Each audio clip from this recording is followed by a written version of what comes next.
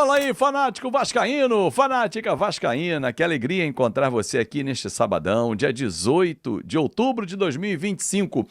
O melhor reforço da última janela foi a contratação do diretor executivo Admar Lopes. Vamos debater esse tema, preparação para o clássico de segunda-feira, ingressos, a torcida do Vasco está comprando, emitindo muitos ingressos e vai ganhar o couro dentro do Maracanã. Vamos falar sobre tudo isso e muito mais agora, então chega deixando o seu like. Mãozinha que está aqui embaixo que é super importante, comenta, compartilha para geral, se inscreve no nosso canal. Se tiver a função hype para você dar o hype no vídeo, então larga o dedo aí no hype que é legal pra caramba e ajuda muito o nosso conteúdo. Hora de falar sobre o Vasco da Gama. Cruz Maltino briga pelo quê no Campeonato Brasileiro? Nesse momento o time é o nono colocado, 36 pontos conquistados. Torcedor do Vasco, diante do bom momento do time, 4 vitórias nos últimos 5 jogos, terceira melhor campanha do retorno, está focando a briga por Libertadores da América. Fui consultar os matemáticos da Universidade Federal de Minas Gerais para entender as possibilidades do Vasco. Para o pessoal da Universidade Federal de Minas Gerais, chances de Libertadores de apenas 8%. Da Sul-Americana, 64%, rebaixamento 1,3%. Mas, porém, contudo e todavia, esses 8% para Libertadores levam em consideração apenas um G6. Hoje a sexta colocação é do Bahia, que está 3 pontos à frente, não, são 7 pontos. 4 e 3, 7 pontos de vantagem em relação ao Vasco, tá? Só que tem um detalhe super importante. Se Flamengo ou Palmeiras forem campeões da Libertadores e o Cruzeiro campeão da Copa do Brasil, o G6 vira G8. Dessa maneira, o Vasco precisaria apenas ultrapassar o São Paulo, que está logo à frente dele, a diferença é de apenas 2 pontos. Diante disso, dá para dizer, especialmente pelo ótimo momento do Vasco, que o Cruz Maltino entrou para valer na briga por vaga em Libertadores. Mas vai depender de suas forças e também de uma combinação de outros campeões para que existam mais vagas em Libertadores da América. E você, o que pensa sobre o futuro do Vasco? Registre sua opinião no espaço para comentários, beleza? Mais de 40 mil ingressos emitidos para o clássico da próxima segunda-feira no Maracanã. A torcida do Vasco realmente está fazendo a sua parte. Obviamente, por ser mandante, abriu antes para o Vasco, mas setor norte, lado esquerdo, onde normalmente o Vasco não fica, mas quando joga contra o Fluminense será ali, Botafogo e Flamengo no Maracanã, o Vasco fica do seu lado tradicional, que é o lado direito, o setor sul é o lado tricolor. Só que até agora o norte não tem mais ingresso, o sul tá cheio. Na última quinta-feira eu estive no Maracanã, narrando para Flash Score, o jogo Fluminense-Juventude. E no final do jogo a torcida do Fluminense cantou. É guerra, segunda-feira é guerra. Só que na quinta só foram 15 mil, sozinhos no estádio. Para ir para a guerra tem que aparecer na guerra. Será que eles vão? A torcida do Fluminense irá ao Maracanã?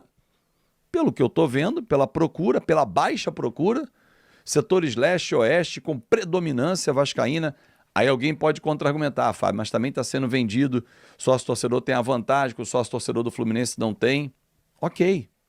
Eu, particularmente, defendo que quando é meio a meio, tinha que ter um sistema que 35 mil ingressos disponíveis para um clube e 35 mil para o outro.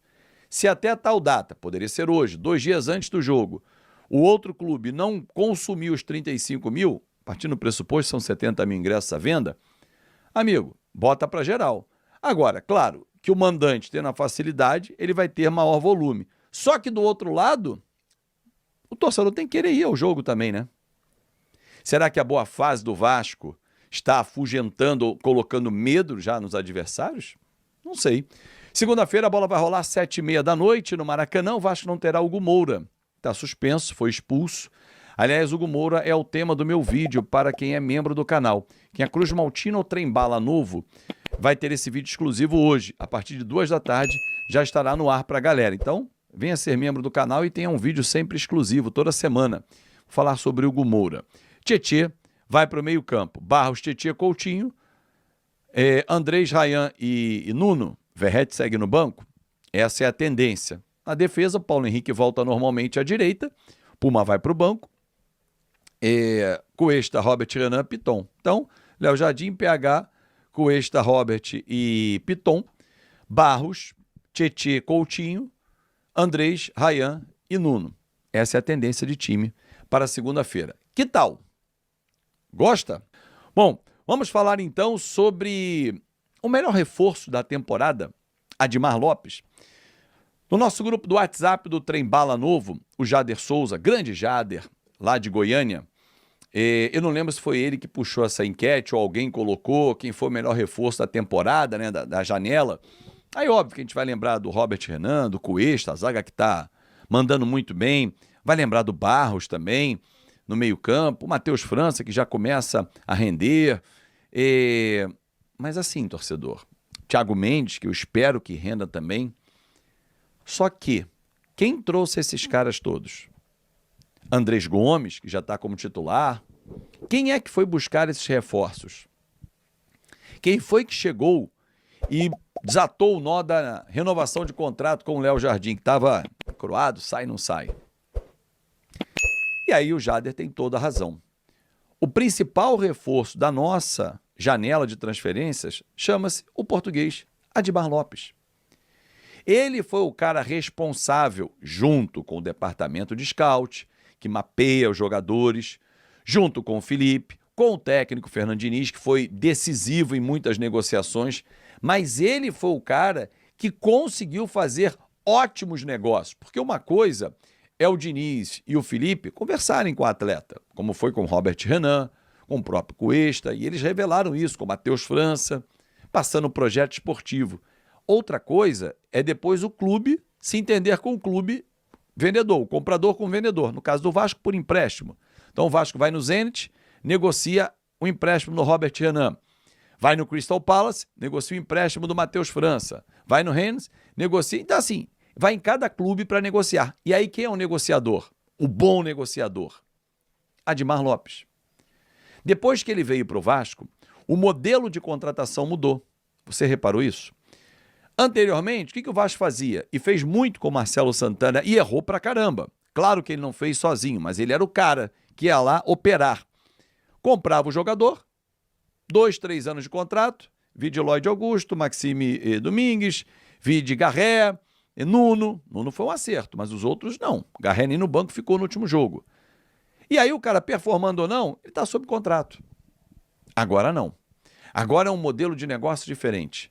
O cara vem emprestado, fica uma temporada, performou, alcançou a meta, o Vasco é obrigado a comprar. Mas aí vale. Se Robert Renan, Cuesta, Matheus França, Andrés Gomes, eles performarem e baterem a meta, que não é uma meta assim, faz 10 jogos na temporada e um gol está resolvido. Não. O Vasco vai jogar, projeta, 1 ano, 60 partidas. Ele tem que fazer 80% dos jogos, 70% dos jogos. Ok, razoável. 70 para cima.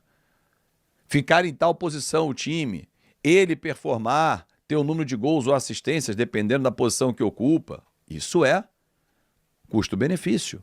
Porque senão o cara senta no contrato. Foi uma pergunta que eu fiz para o Matheus França quando ele se apresentou ao Vasco, por exemplo. Ele e o Robert Renan.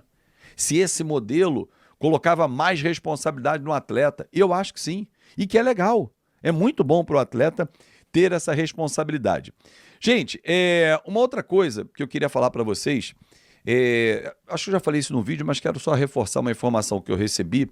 Pasmem, planejamento que foi descoberto pela diretoria do Vasco quando a 777 saiu, era de que no ano passado ficar em 15º lugar ali, tal, 14º no máximo, estava bom, ficar na primeira divisão.